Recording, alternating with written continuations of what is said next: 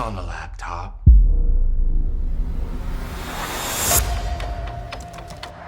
Do you know how long it took me to find you? You took my whole life away. And now, it's your turn. What did you do?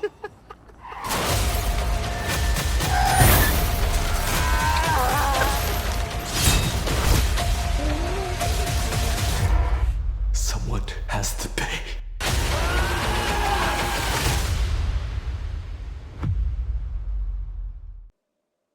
What's up, everybody? This is John with the ACTION-FLIX with John Jerva. That's me. Yes, this is the, I want to say weekly podcast from my website, actionflix.com, but I think I record like every 3 months because I'm so busy with life and everything. But I got a special episode. I got a filmmaker who just put out a movie recently called Relentless. His name is Tom Botchii. He has created what I'm not going to lie, this movie made me feel a little dirty after watching. I think I had to take a shower afterwards, but it kicked ass. We're going to show some clip. We're going to show a clip from it. We're going to show the trailer for it. Just trying to get the word out and spread it because this movie rocks. Tom, how you doing? And welcome to the ACTION-FLIX. Well, thanks for having me. I'm doing well, and that's a great way to put over the film. I've never heard anybody say that. Listen, it's okay. true. It's true. Yes. Actually. It's a mean movie. I'm not gonna lie. I wanted to I wanted to ask you, is your life okay right now? Are you doing okay? It's like, because you wrote this movie too. It's like this goes into some dark places. I must confess. But before we get into Relentless, of course, this is the first time that you're on the show. So every time I have a first timer on the podcast, I always want to get in depth with them. So let's first talk about how you first came to love movies. I mean, I know I have mine. What is yours? And then specifically action cinema, because this is an action website. So tell us a little bit about your history and then your first introduction. Okay, so I have two stories for you that literally got me into movies. This is no exaggeration. These are both true stories. Okay. One of my first memories in life is watching something that was black and white on TV. Okay. And it was two guys fighting in a steel cage, and one of them was covered in blood, and I was terrified. And my dad kept pointing at the screen, going like, "Are you seeing this?" And I was terrified. And for some reason, my mom was laughing in the background, and that turned out to be WrestleMania 2, Hulk Hogan versus King Kong Bundy in a steel cage. Hulk Hogan gets busted open. Right. He's wearing. I know it well. He's wearing a crimson mask, brother. And and as soon as that happened, I kind of, from that moment forward, that little memory's always stuck with me in terms of like the way you could tell emotion through something you're watching, like through visual mediums. And then there's a distinct second moment in 1991. I was watching TBS, of course, like we all did. I was raised by TBS and TNT. And all the films they would air in syndication, and all the films they would buy and air on loop. And one of them was Rapid Fire, which to this day I think is it's in the top three. It's in my top 3 action films ever made. And there's a fight scene that Al Leong and Brandon Lee created. I know it well. Jeff Amata. Yeah, that is unbelievable. And me and my brother were watching it, and I was literally watching that fight scene play out and going like, "This is what I want to do. I want to carry emotion like they do in these crazy wrestling moments, and I want fight scenes that feel like art, like the end of Rapid Fire. Like that's what I want to do. I want to do fight choreography, And then that led me to action films. That led me to film in general, and led me down a pro wrestling path for a while. Like it kind of like shaped a lot of what was to come. So that's literally exactly how I got my start in film. It's just by one of my first memories ever, and seeing Rapid Fire in like 1991.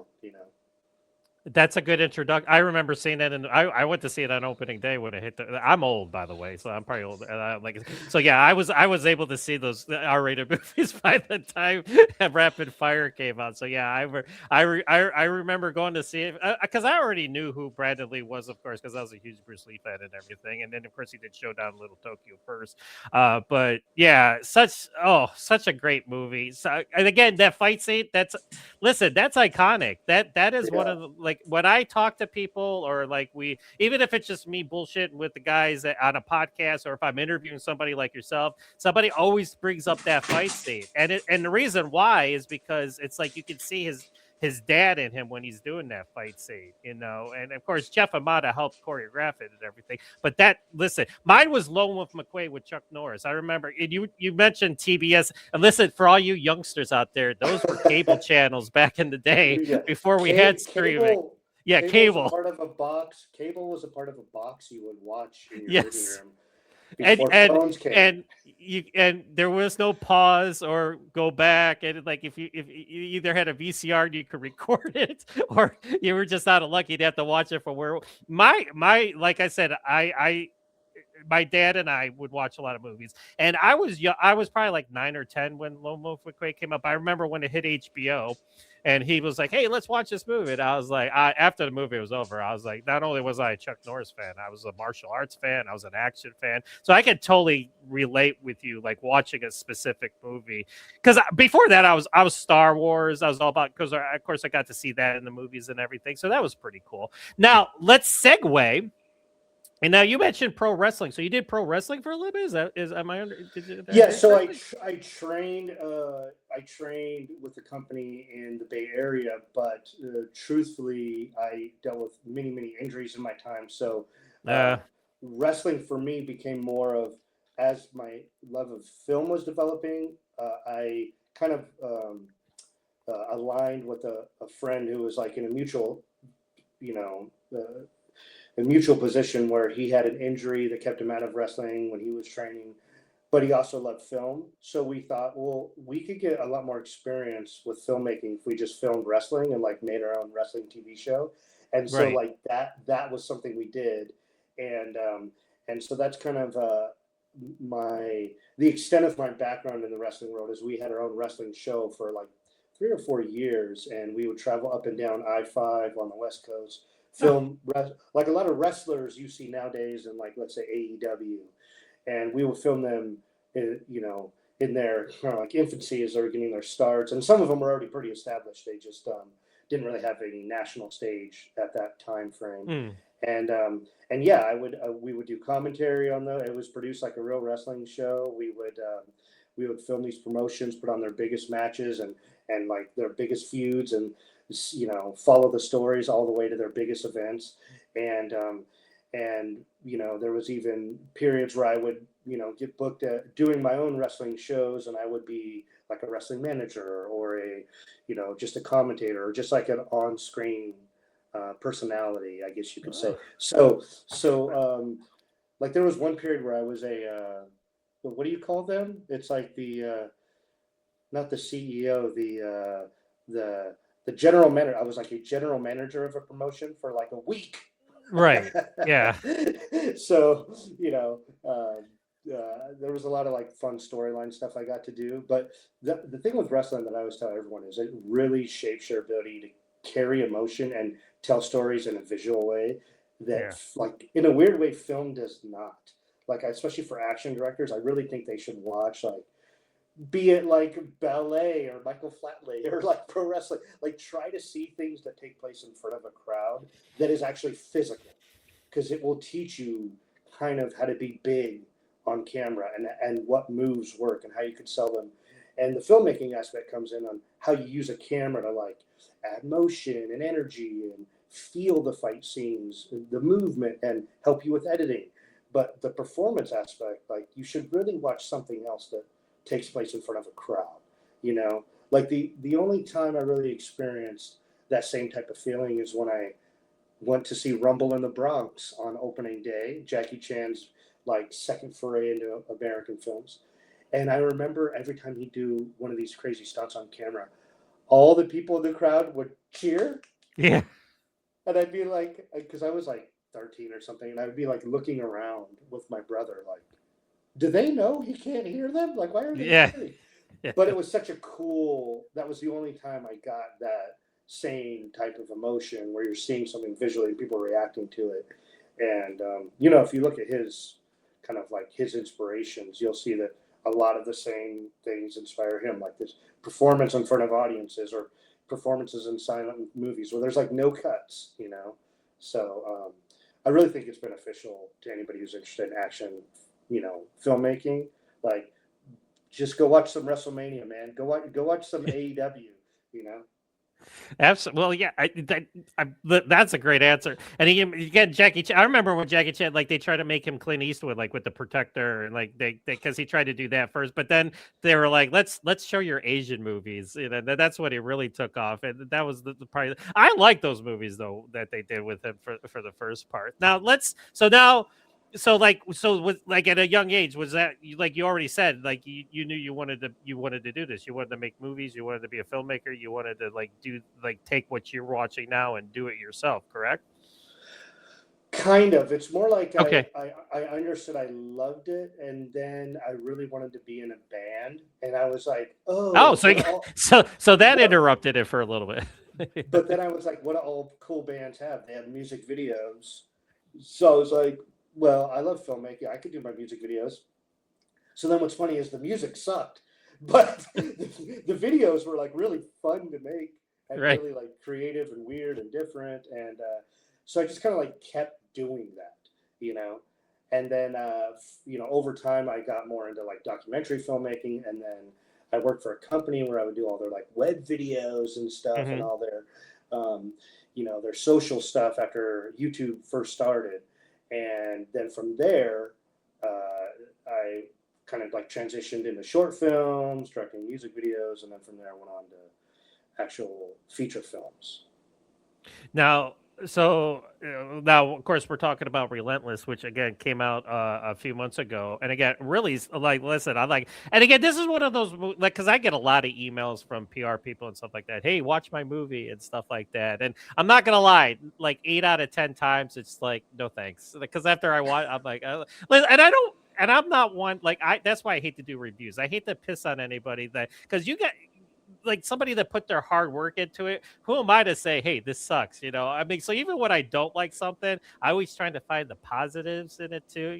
So it's like, hey, you made a movie. It wasn't necessarily my taste, but but your movie, listen, I watched the trailer and I was like, this looks good. I was like, I'm sold. And then they gave me the clip, and we're gonna show all this in a little bit. And I was like, and it's in a car wash, and I'm like, this is the best. Like, this is like the best thing ever. I'm like, I don't need to see it. I don't need to watch the movie. Of course, I did watch the movie. But so let's talk about the inception of Relentless. How did this come about, and how did you, because you wrote it too. So how did you create this story? And because it's like I said, it's dark, man. This is not a happy movie. Like, don't watch it if you're in a bad mood, or if you're having a bad day, but it's because it goes to places. So talk about creating this. But you should definitely watch it if you want to see some blood, if you want to see some fist flying. So listen, and it's like, we'll cover the action here in a little bit, but first talk about how you came up with the idea. Just tell everybody. No, I'm not going to spoil anything because I want people to actually check this out and watch it. So I'm not going to go really in spoiler, but just talk about how you created it and what the movie's about. So I was really inspired. Like, anytime I watch like a great thriller, there's always these, like, especially like a great Korean crime drama, like you'll see these great moments where there's like these really intense cat and mouse chases. Yeah. And I love those moments. And then I started thinking to myself, like, why can't that just be the whole movie? Right. There you go. I love that part. That's the part I want. And so I wanted to make a movie that was all just that. And then slowly other elements started coming into the story, but I tried to keep it as much to like this cat and mouse chase as possible, which, the film itself is essentially a cat and mouse revenge thriller. It's an action film with like a big focus on this cat and mouse chase and just like revenge and some of those themes. And like one of the inspirations for it was I just have been, like I was telling you, kind of like born and raised on like TBS and TNT and watching these films, The Road Warrior, all these films throughout my life constantly, like every weekend, every weekday when I was home from school. Right. And so I always wanted to just do action films. My first feature was a horror film, and it fit the story, but the truth is my like true love is actually action films. So being how it's like impossible to make a movie, I was like, if I do one more fucking movie, it's gonna be an action film. Right. And I wanted to try to combine all these things I love. I love cat and mouse chases. I love stories that are more stripped down, that are more wrestling oriented, where it's about like two people, like it's their feud. And also I wanted to do something that like had a bunch of set pieces I've never seen before. I've never seen people like uppercutting each other in a goddamn car wash. So it's like, that's something I want to write. I've never seen people going through this house and tearing apart the kitchen. I've never seen like a lot of the stuff that you see in the movie, like a back alley brawl. The only time I've really seen it is They Live. And I wanted to do something that felt like more chaotic and violent and extreme. And so, I wanted to like pull these elements from things I like visually and throw them in and kind of present this idea more so of chaos. And so that was one of the reasons, that was like the big inspiration for doing the film itself, is like, how do I just take a cat and mouse chase and just make that the film? Like, that's what I love most about these tense moments in all of these other thrillers. I want just that. Like, that was the big goal. So okay, so now the plot of Relentless is basically and again Jeffrey Decker, he plays the lead. He plays Teddy. That we'll talk about him in a minute, because oh my god, like what a force of nature that guy is. But he's a homeless man who's doing really bad things. But there's layers, So just kind of just sum up the plot and just like what its essence is. So it's essentially a cat and mouse revenge thriller that kind of like blurs the lines of good and bad. And the film starts off with a home invasion, and you kind of think you're walking into a home invasion story, right, or like a horror film. But then the gears switch, and the idea is to keep switching the gears until you find out why a lot of these things are happening. So essentially it's a story of revenge, and it's a little bit my metaphor for the world of Twitter, of like everyone's like screaming really loud at each other, but like no one's listening, or it's just like a lot of targeted rage. And I thought that'd be really interesting to put into two characters, this idea that they live like this. And I mean, the truth is a lot of people live like this in this world today. So I just thought it'd be a fascinating approach to apply all those ideas into a melting pot and kind of stir them up. But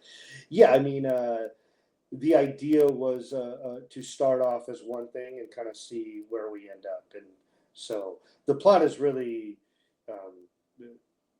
I'll just stick without many spoilers, just saying it's a cat and mouse revenge thriller. Absolutely.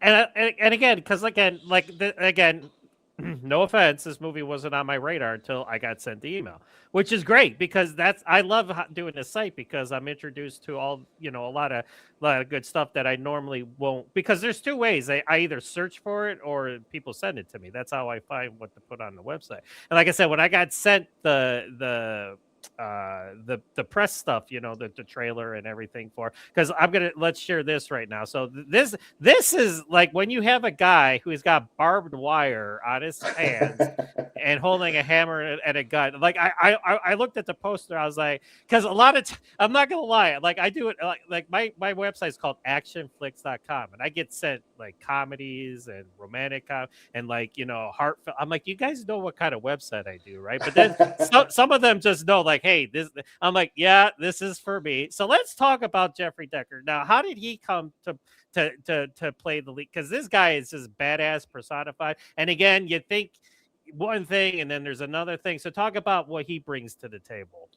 So I've known Jeff for almost a decade now. When I Okay. first moved, I was raised in Northern California, and when I first moved to Southern California, to LA, he's one of the first people I met and worked with on a few projects he had going himself. And then we always kind of like kept each other in the back of our minds if we were ever going to do specific types of projects we had talked about over the years that were like, yeah, man, if I get this action film moving, you're the person I want on this sucker, you know? And so with Relentless, when that film started to come together, um, Jeff had a lot of like connections and people he grew up with in Idaho, northern Idaho, and in Washington. And so we were able to like utilize a lot of those relationships to shoot the film in a manner that was like actually fit underneath our insanely small budget. And so Right. he kind of came on originally as a producer, and then when we were looking at like actors, I kind of just thought, like, brother, you're it. You're that character, you know. Like, let's work on the character together, and let's see how we can pull this off. He has a background in stunt work. I mean, he wants to do his own stunts. If you're on something that's lower budget, like that's what you want. You want someone who's down to put their face into the like pile of dirt, theoretically, and not theoretically, like literally, you know. And he wanted to do all that stuff. Like there were times when we were shooting, and he's like, "Hey, do we have time to like walk through a car hit? Like, could I get hit by a car during this?" And I'm like, "Well, storyline wise, No. I don't know if that makes sense because you're close to death already, but Yeah.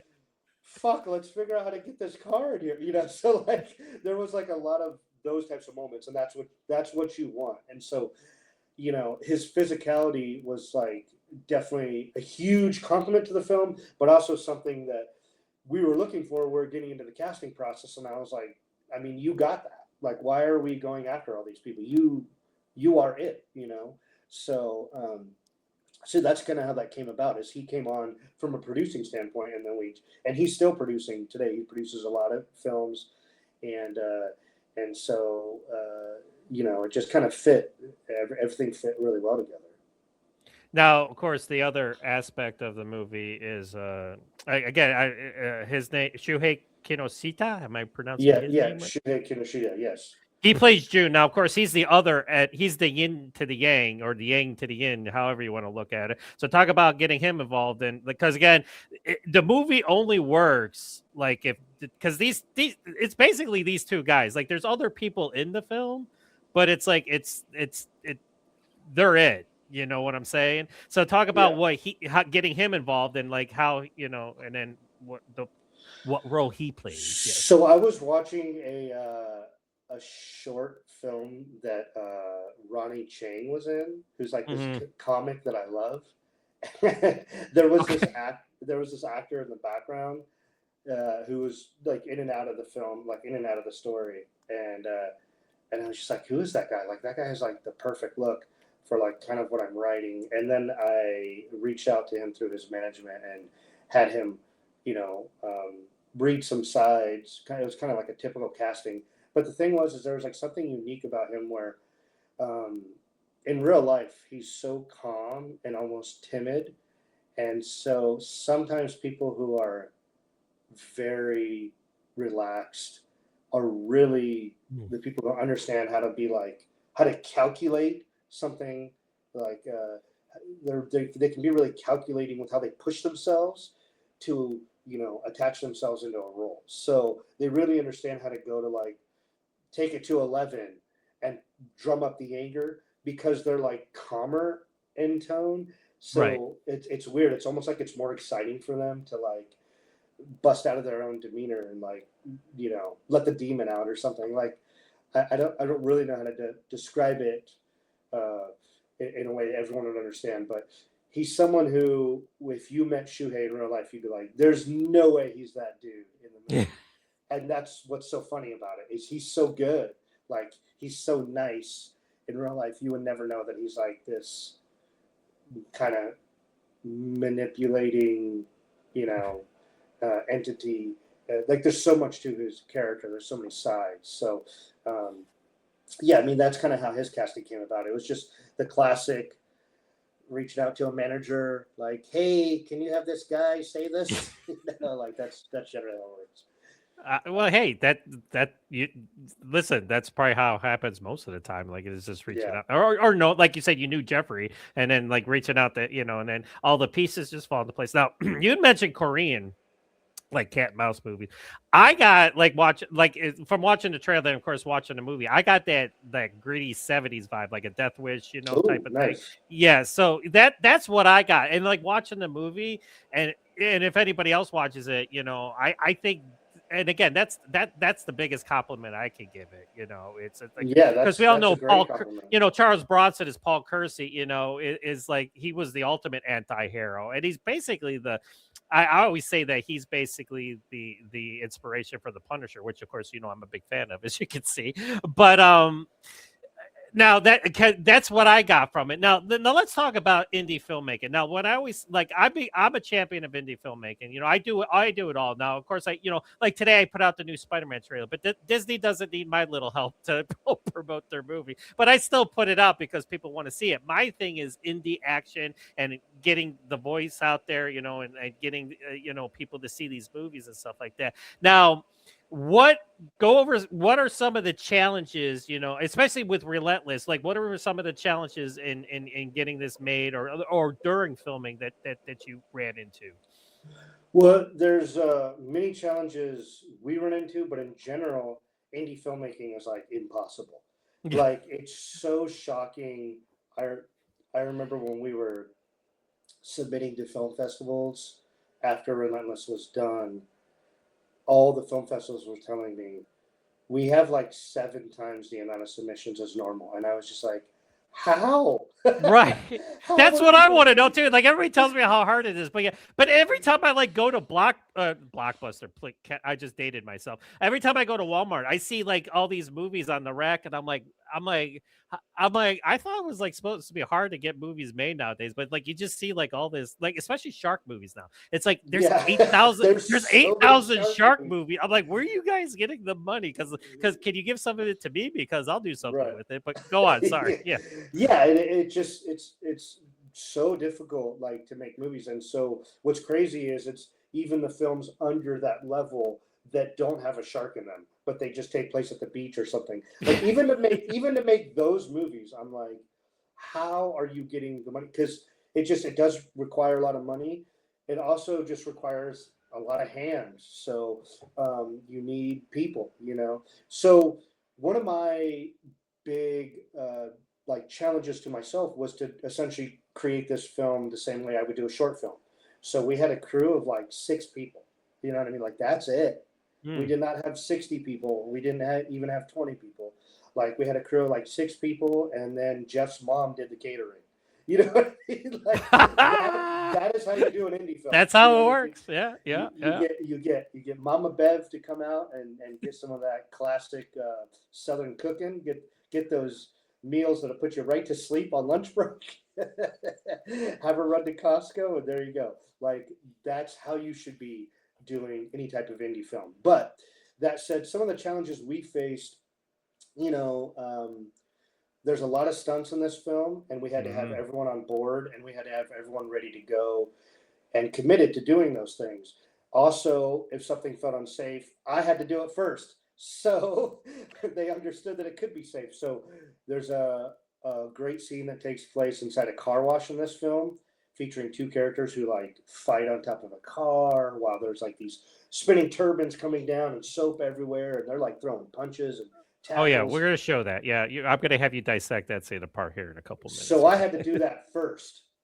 I had to go on top of the car, drive through, and get completely soaked, and like roll around with the stunt coordinator, and really show them, hey, these things, although they look dangerous, they're actually not dangerous.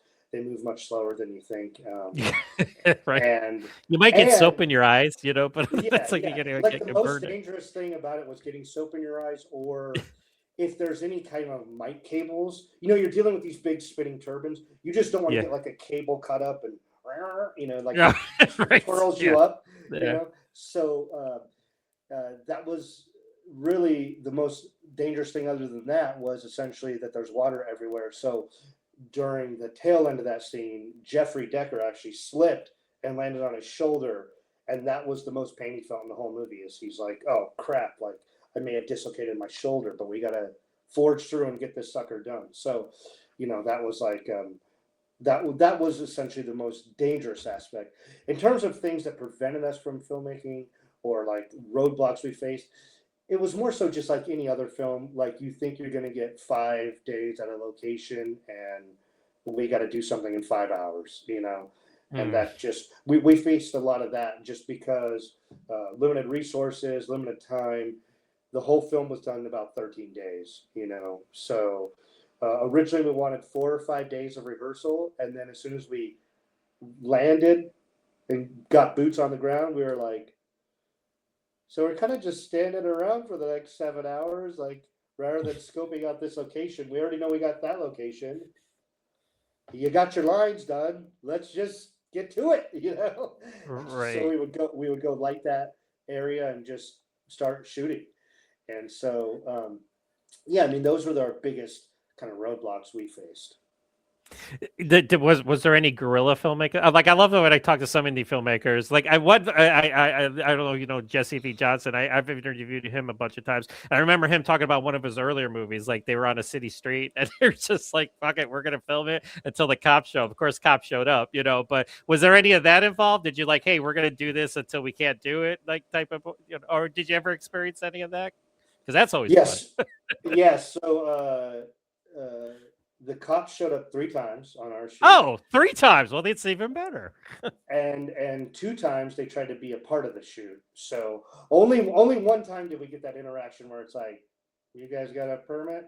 Because we're shooting in Idaho in like this small town. And so when someone sees somebody shooting something, like, what are you doing? Like their eyes. Yeah, what's going big, on? We know like, something's happening. Yeah. Like we don't get a lot of action on our shifts. Like, can we just like be in the film?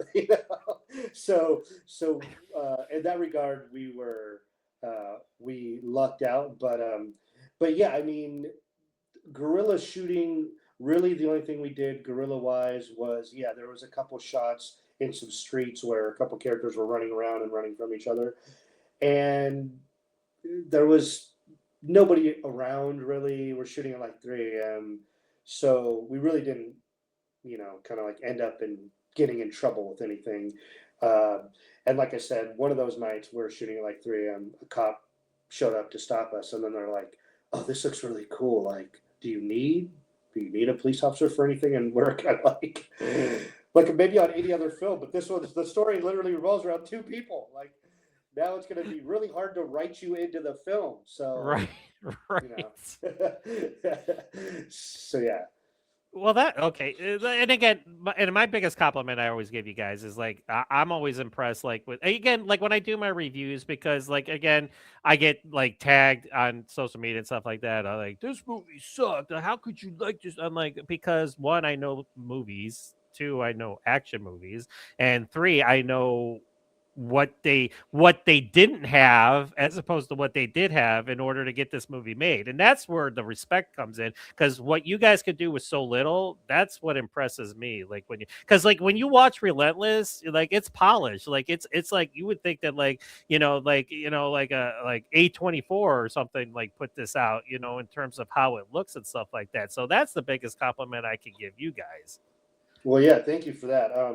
Yeah, I mean, for years, one of the things I did in Hollywood is people would bring me their shitty films, and my job was to spruce them up and make them look like they had good stories and a real budget. Right. And so when it comes to my own work, inadvertently, I kind of became an expert in this world of kind of taking something for, under $250,000, under $100,000, and really being able to apply a lot of these tricks of the trade to make it look like something that, has a few more zeros attached to the end of the budget. Right. And there's a lot of talented people out here who do that as well. There's a colorist that I know of, and that's like one of the things he literally specializes in, is taking someone's film that looks like it was shot for like 30 grand and making it look like it was shot for $3 million. Like that's Right. one of the things he's training his whole life as a colorist to do, is take it beyond the standard color that a film would have, or like a music video with a top budget, and really trying to make it look like something that, you know, um, one of these kind of like mainstream known directors is putting out. So, you know, there's a lot of those tricks that a lot of indie filmmakers are really like utilizing right now and have specialized in for years. I'm not the only person doing this, but I will say that is something that originally during the time I was doing this, where I would always get hired out to kind of like fix other people's problems, I wasn't necessarily happy doing that, but now I'm so grateful I went through that period, because I've like realized that has helped me as a filmmaker make my films look like much bigger projects, which is the goal at the end of the day. You want to keep doing this. You want to be able to sell your films. You want to make sure an investor or whoever is involved makes their money back. You know, so you want to make them think, God damn, Botchie's out here directing these $5 million films. It's like, brother, that cost No. me $2,000. Yeah. The discrepancy's not that big, but yeah. It's like I used my credit card to make that scene. So what are you talking about? It's Exactly, like- exactly. So okay, so before, because we're gonna get into, because again, I always gotta talk about the action, because that's what, and the talk about like Saban films. Like I think Saban films nowadays is like the Canon films like was to the 80s, like because they're put like I get like they put out so much stuff. So talk about how it felt like when Saban films picked this up, and like, you know, you knew it was gonna come out and people were gonna see it. Yeah, when I think of Saban, I think of like Canon or Corelco, like some of those Exactly. old, Yeah. I think of like Cyborg, you know, those types of films. Like that's the era that I wish was still here that is not, you know. No. Yeah. And yeah, so it was really exciting interacting with them. Right after our first interaction, they kind of told us they felt they had a plan for the film and they could see it as part of their catalog. So yeah, I mean, it was really like exciting getting them on board, and yeah, I do think it's a good fit, like you said. I definitely see them as like a Canon films, you know, of the current age. Exactly. Now, of course, now you also served it, of course. So we had talked about as the fight choreographer. Now you had a stunt coordinator on this, did you not? Am I? We did. He has sadly passed away since the Oh, film. I'm sorry. My condolences. Yeah, but he did. He helped us with Well, give a him a lot of. shout out. Give him. Yeah, Yeah. his name is his his name is Jerry Bucksbaum, and Okay. Yeah. he helped run a movie ranch that was also um, kind of like a studio, you could say, where they have a lot of sets built in, and filmmakers Right. could come in and kind of like work on those sets and help build new sets, kind of like just any of the lots you see in LA. It was essentially the same type of thing. He did that in Idaho, Okay. but he also Oh. had like 40 years doing stunt choreography. So in our film, he really helped out lay out a couple of the bigger stunts. There's a stunt where a car goes through a garage, it kind of like crashes into a garage as someone's peeling up, you know, going backwards. He helped craft that stunt, and he helped craft a few other stunts, everything involving a car, really. Like there's another stunt where like a car drives through a fence and knocks it off. You know, it's like a gate to enter into an alley. Like he's the one who laid out all those stunts and, you know, made sure that we were able to like get through those without us just doing them. Because if it would have came down to just me doing it, I would have just been like, all right, you know, load up the gate. I'm just gonna crash this fucking car right through. Like if I live or if I don't, I don't care. We just got to get the shot. You know, and he was kind of like, well, let me look at that. So, so yeah, very, very helpful to the production for sure. Yeah, he literally almost died a year ago. Like I just looked him up on the IMDb, like March 21st of last year. Holy cow! Yeah, that's true. Serendipitous is that? Wow. Well, Yeah. my condolences. Like I didn't. Yeah, I didn't click on the name. You know, so that well that sucks. Yeah. So Well. Everything else we were able to do on our own. A lot of like the fight choreography and stuff would be things that a lot of directors will write the fight and then it'll just go on page after page. Like I remember hearing a story of John Carpenter saying for the big fight scene in They Live. He just wrote the fight, and it would go page after page. It would just say the fight for like 10 or 11 pages, you know. But for me, I actually like physically write character A kicks him in the nads. Character B Yeah. goes ow. Like I really like doing that because I know I'm going to be the person who's there with them while we're shooting, saying, okay, now this has to happen, so this makes sense. And so we were able to lay out a lot of the fight scenes that way and kind of run through stuff so it still felt organic while we were there blocking the scenes, and then shoot them right away and then move on to the next, you know, next iteration of that fight. So yeah. All right, so and then Saban Films has been great to me. Like they give me a lot of stuff. Like they, you know, I get a lot of clips and stuff like that. And they sent me. I was able to put on an exclusive clip from Relentless when it hit a few months ago. So here's what we're gonna do. You're gonna do a little commentary while I play it. So I'm gonna have the Let's do sound it. off. And then just take us. It's 1 minute and 49 seconds. So it was a listen. And then that's the other thing too that makes me laugh. A lot of times I get clips, even from action movies. They send me a clip of two people talking at a desk. I'm like, why the fuck do you want me to put this out? How's this gonna sell your movie? But it's like, okay. But then I saw this one. I'm like, yeah, I'm gonna put this one out because this thing freaking rocks. Nice. So like, all right, here we go. I'm gonna start it and you take us through it. So this is Rogers Car Wash in Idaho, in Lewiston, Idaho. Idaho. There you go. Rogers Car Wash. Outstanding. And that's me on the Videotron there on the screen. So in LA, there's a huge car culture, and there's also a huge car wash culture, believe it or not. You will see car washes everywhere you go, and they have spinning laser light shows. They play music when you go through. So that television was my attempt to recreate that cheaply. But the idea here is this lady's really lost. She's a patron going through, and she's really lost on this very catchy song. And then smash right there, the fight continues that was ending in the scene previously to this one. So the idea is these guys are just after each other. One's running from the other, and the other is trying to capture the guy whose face is getting smattered into the car window there. And this was all shot one long, maybe 16-hour day. And a lot of these scenes, like right here, we would take where we would not move the track, but we would move the spinny machines there. And then I would punch in on those shots so it gives the impression of motion, even though there's no motion happening. And then this, her face hitting the steering wheel there and smacking her nose until it's broken. That is actually from a different location entirely. Okay. And we just matched the lighting.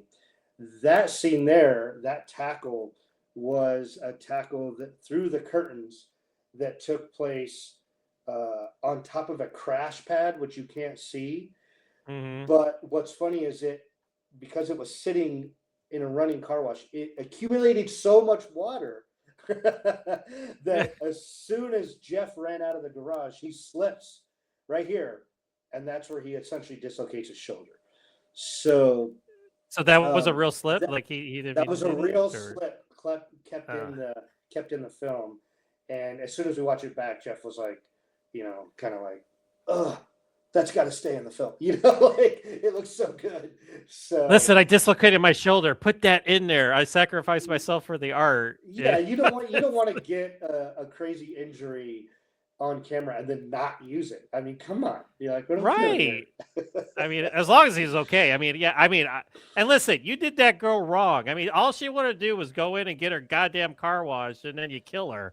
I'm like, because I'm assuming she's dead because she looks dead to me at the end of the scene. We'll never know until the sequel comes out. So that's right. It's like, was she just unconscious? Did 911 like did the ambulance come? I'm like, but that's why I say how dark this movie is. I'm like, you know, not only is it like these two, but like it blows up into the outside world and like these innocent, like I said, it's at night. She just wanted to get her car washed, and then that's the trouble she gets. Yeah. These guys kind of turn into like the Tasmanian devil, and anybody who gets in their path kind of gets like obliterated. But hey, that's a part of it, man.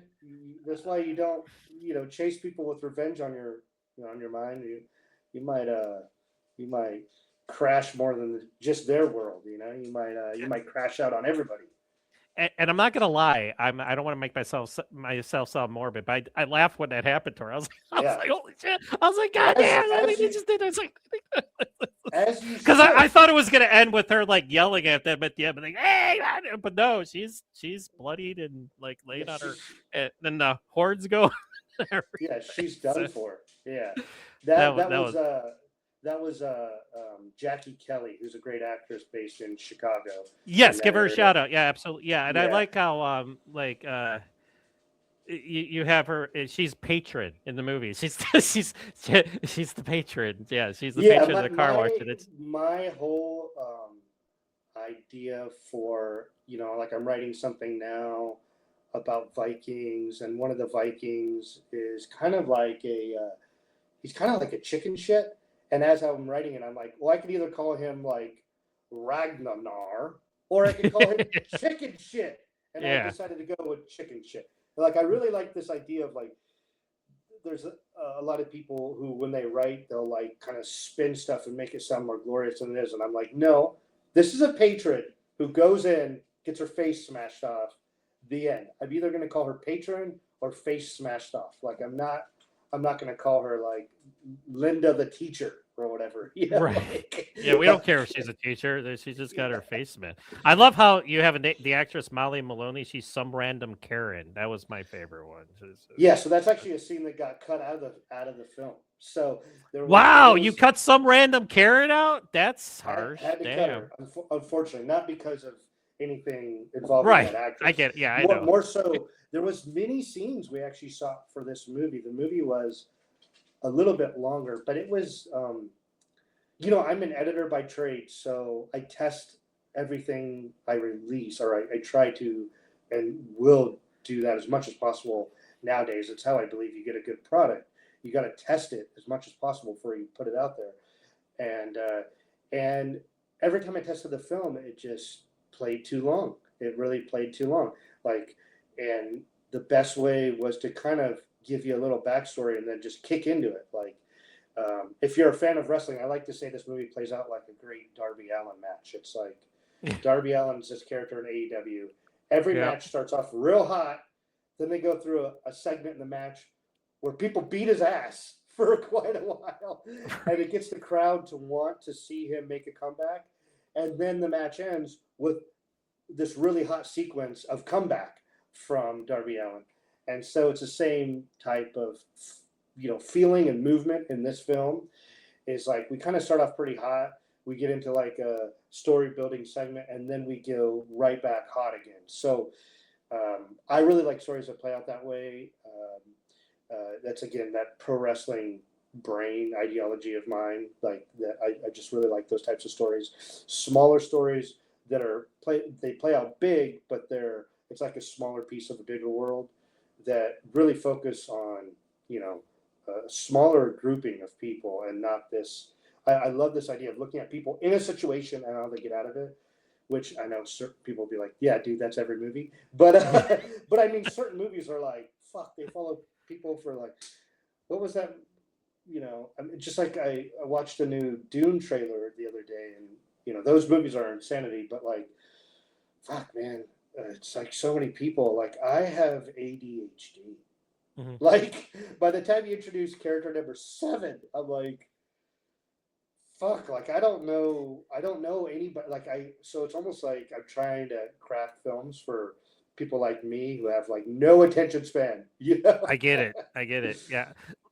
Listen, no shade on dude. Those movies are great, like you said, and everything. Yeah, and like what Denis Villeneuve can do, like, is phenomenal. But like, after, like, I like 90 minutes, like an hour and 40 minutes. It's like I like Commando with Schwarzenegger. That movie's 90 minutes, perfect. Like literally, and it's like it hits the ground running, and it does, and then it's like there, because like I'm not gonna lie, I watch Dude, and like and then sometimes I'm kind of like I'm like, okay, what do I have to do tomorrow? Okay, but it's not it's not a bad thing. It's not a bad thing, but it's just like after a while, like when it's 3 hours long, you're just like, I gotta go to the bathroom, So now I'm gonna go ahead. By the way, I would just say, just because I don't want to be one of those filmmakers who talks about other like we are not sucking at anybody's work. Yeah. I just want Yeah, no. I will say I cannot do what that person does. That person's way more talented than I'll ever be. But that said, I'm making films for people of my ADD level of attention. No, listen, that guy, like I said, that he again, like, you know, a phenomenal filmmaker, you know, who gets these phenomenal budgets, you know, and sometimes it works and sometimes it doesn't, and in his case, it does. Now, with the, I'm gonna just run the trailer here, and then same thing. I'm just gonna kind of go over you could go over some of, you know, some of your best parts, but I'm gonna go. So this is the Saban logo. Yeah. This is he's knocked over. Yeah, he's in bad shape and everything. So yeah, so like it really like I like how like, and I forget what the movie's called, but this kind of reminded me of another movie, like where they're like interrogating like the person like through the whole movie. Like, but I can't for the life of me remember. Dune. No. yeah, exactly. Dune Part 2. Right.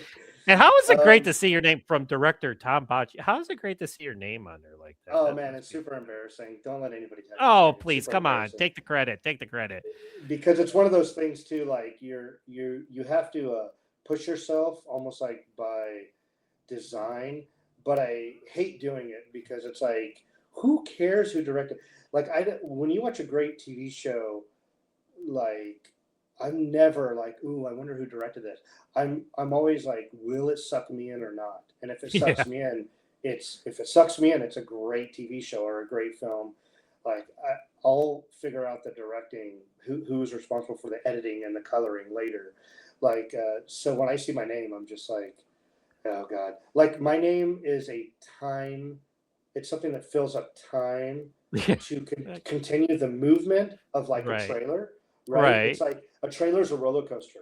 I edit a lot of film trailers.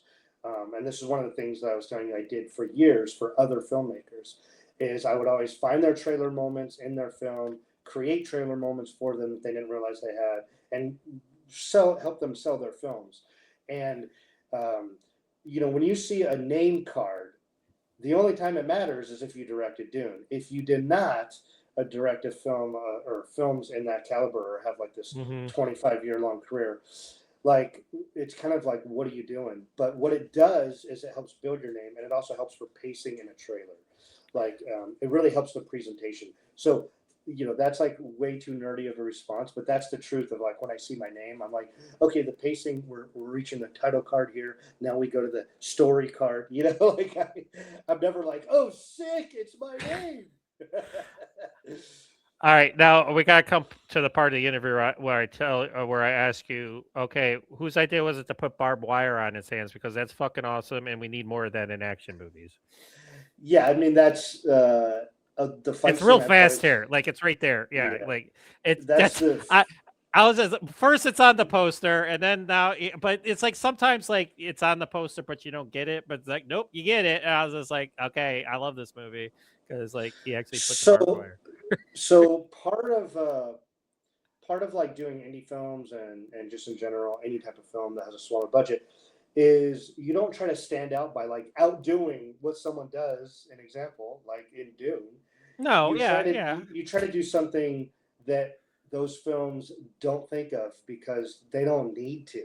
You know, they got 70 people working on whatever fight scene and how that punch gets delivered and laying it out. So my idea was to not focus on punches. My idea was to focus on something else. Like, is there a form of attack that's like fucking nasty? You know, like what would you do if you're literally bleeding out and you're about to die? You'd grab the first thing you see and try to use yourself as a weapon because you're gonna fucking die anyways. You know, so like there, I paused it there. That's the best shot I could put out there, right? And here's the thing, not to interrupt you, but I'm also like, because when you're saying how you're thinking of what to do and stuff like that, but I'm pretty sure you're thinking about the people who want to watch this movie, and you're like, people who watch action movies want to see the anti-hero or villain put barbed wire on his hands and go to town. Am I wrong? That is also another part of what I was thinking of. I mean, but this is the selfish aspect. I was just thinking of myself. what do I No, want to see? that's quite all right, because usually what you want is what we want. Yeah. So really, that was like the type of fight scene I'd always want to see play out, and also I have, like, again, reverting back to that pro wrestling storytelling aspect. I was just thinking Texas death matches, man. What's cool about a Texas death match? And there's all these moments where wrestlers are using glass, they're using barbed wire, they're using thumbtacks, and I've always tried to figure out in my brain, like, how would you realistically do this? If you're in a real fight, how would you? Like, if you're fighting someone in an office building, would you just grab a stapler and a bunch of thumbtacks and throw it in their eyes? Like, what would you do in that scenario? Right. And so those are the moments I like trying to capture in films I do. Is like, if I script a fight scene that takes place in an office, someone's getting a paper clip through their fucking eye. Like, that's what's happening here. Because, like, in real life, if you're fighting for your life, who knows what the hell's going to happen? They're like, and people are going to panic. You're not going to think straight. You're just thinking, like, grabbing, killing, and again, and doing the opposite of what I would see in a Jackie Chan film. Jackie Chan has this great choreography where he's using these elements. Like, he would use these elements around the office, but it would look like a dance, and it would look gorgeous. My idea is the opposite. I want to make things look fucking ugly. I want it to be as ugly as possible, as chaotic as possible. I want you to grab the thumbtacks, throw it in the person's mouth. I want to see a thumbtack in the note. Like, that's what I want. Because if we're going for things that are visceral, I can't do something better than Jackie Chan. I can't. But what I can do is something nastier. I could do something meaner. I could Nasty do something Jackie Chan. Yeah, exactly. So that was the idea behind that barbed wires. How do I get in the nastiest survival technique possible? And what's not normally used as a weapon that should be? Because one of the craziest things I had happen to me when I was, like, growing up is I tried to impress my grandma by jumping over a bale of barbed wire, and I didn't make it, and it almost sliced my calf off, and I still have the scar, and it was like 30 something stitches. And let me tell you, I started going into shock and all this stuff. So barbed wire as a weapon has never left my brain. I've always known how effective it is since I wanted to shock going to the hospital. So therefore, these are things I, like, always think about when I'm crafting any fight scene. Is like, well, what have I been through? What have I seen around? Like, I grew up essentially on a farm. Like, the weird things that happened to me on the farm, that I got injured. Like, I got injured by, like, the tractor, the rebar, like, all these weird things. It's like, all right, that's going into fight scene. life experiences. It works. And so here's the poster. Like, I love the poster. And kudos, the Hollywood News called it a no holds barred gritty action film. So there you go. Like, you can't beat that. Yeah. It's like, don't worry, my title will be better because I am gonna. I mean, like, I'm late to the party, and all I could do is apologize. But I'm definitely gonna, like, write something up on this, because this is just, like I said, it's badass. I mean, it's just like, when you got a poster like that. And here's the thing. I go on a podcast with a bunch of other guys and stuff like that, and our biggest thing is did it deliver what it promised? Like, with action movies, because a lot of times you watch a trailer or you see a poster or something, and it doesn't deliver on that. This delivers on the promise of what you get with the marketing. So that's the best thing right there. Well, thank you very much. Yeah, and that is true. That was one of my jobs when I first moved to LA. It was this idea of, like, give it a marketing spin. When you edit this trailer, when you edit this film, make us think it's something that's not there right now. We need to be able to sell this sucker. And so that was, again, something I always think about when I'm trying to make these movies, is like, am I delivering on my promise? Like, I promised, this has some brutality. Does it? Like, we need to meet that quotient, whatever it is, brutality, whatever it is. If it's something, if I do something emotional, in a few years, if I do something about ballet, are we seeing Michael Flatley do his dance? River dance. Are we seeing the river dance? Because if we're not, there's no point in watching this. And you always Actually, I don't know if you on. saw. I don't know if you saw it, but Prime Video is putting out a ballet action movie where a bunch of ballerinas are kicking the snot out of a bunch of mercenaries. So it's just like, there you go. I did not, but that sounds awesome. Yeah, it's And called Michael, Pretty It's got Uma Thurman and it's got the bride oh, from great. Kill. Yeah, so she's the bad guy, and it's called Pretty Lethal. It's just a bunch of 5'3", like 90-pound ballerinas kicking the snot out of mercenaries. It's like, why the hell not? Yeah. So. All right, so Tom, I'm not gonna leave you. I'm not gonna keep you for much longer. So, is there anything that you could tell us that you got working on, that you're developing, or that you have in the fires? What's going on with you right now? Yeah, just like every other filmmaker, I got a lot of irons in the fire. There's a couple items that are potentially going to production soon. So, I got my finger crossed on those. And yeah, I mean, definitely a lot of what you see, some of the themes in Relentless, some of the way the action's presented, that is something that I will go forward with. That is something I'm continuing to pursue that I could like promise anybody who follows me or wants to see anything else I've done is like, I'm going to keep going down this road where you're going to see stuff that's disgusting, stuff that, we're going to focus on the chaos of the action, not necessarily the beauty of it. We're going to look at the ugly side and stories that are kind of like, maybe it's a big world, but we're going to focus on a smaller group, like a bigger story that is a smaller story in the grand scheme of things. Like, we're not going to focus on the battle of like, all the ninjas versus all the samurais, but we are going to focus on one ninja and one samurai. I really love that idea of storytelling of like, I don't know, like, I guess my best example is like, even though I love the Purge Anarchy, the first Purge film focuses on a smaller story within that world. I would love that Purge Anarchy feel, within another like Purge film that's smaller, like that doesn't play out like the first Purge. But that's like something that I'm very interested in. I really love that idea of like, if you're doing a war film, you're not necessarily focusing on the story of the war. You're focusing on like just Private Ryan, right? Maybe somebody would make a movie about a guy named Private Ryan. I don't know, but yeah. So No, I get it. Well, Relentless, it's on video, video on demand and digital now. It came out January 9th. And so like I'm endorsing it. Like everybody needs to go check it out. It's like I said, you mentioned Korean Cat and Mouse. I mentioned 70s gritty like revenge thrillers like Death Wish. It kind of merges it all. Like I said, the two leads are phenomenal. It's got blood, it's got guts, it's got barbed wire on hands. So yeah, so there you go. So with that, don't hang up after we stop recording though, because I want to talk to you a little bit for a couple minutes. But anything else you want? Okay, here's my last question to you is, for those that are going to seek this movie out, what do you want them to get out of it when they watch it? Oh, I don't. My goal would just be that people are entertained by it. I mean, if you want action, you will get it here. If you want brutality, you will get it here. Yes, I concur. If you are interested in films that don't necessarily play out the same way, that is one of my goals, is to tell stories in manners where we're blurring some lines between good and bad.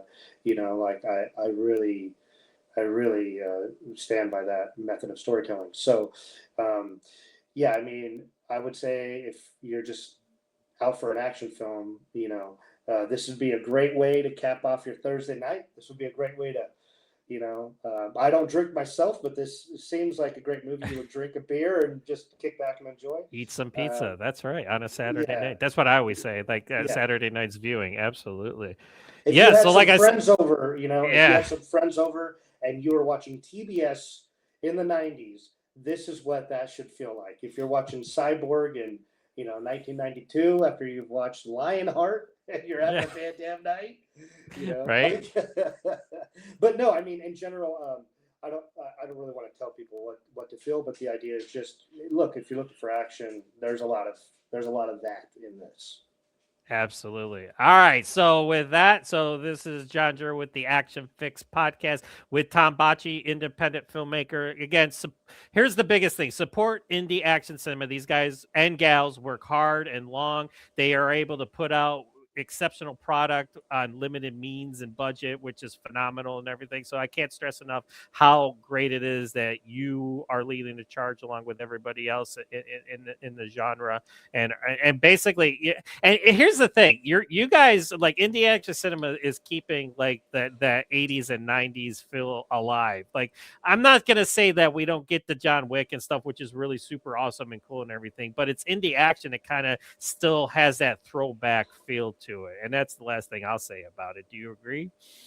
Yeah, that's absolutely true. I mean, I think where you're going to find the stories that are like the most compelling, that make you think about your childhood and make you think about like those eras of filmmaking that are long lost, you're going to find it in indie action.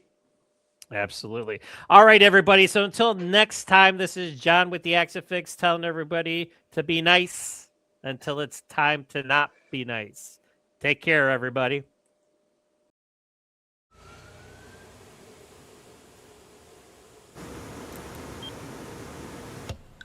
Oh boy, you know what time it is, don't you?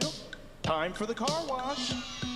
Here we go. Well, the wipers go dashing, and the sides they go a-splashing, because the car wash is where all cars go to play. The colors go dripping, and the mirrors are a-flipping, because the car wash is where all cars go to play. With one.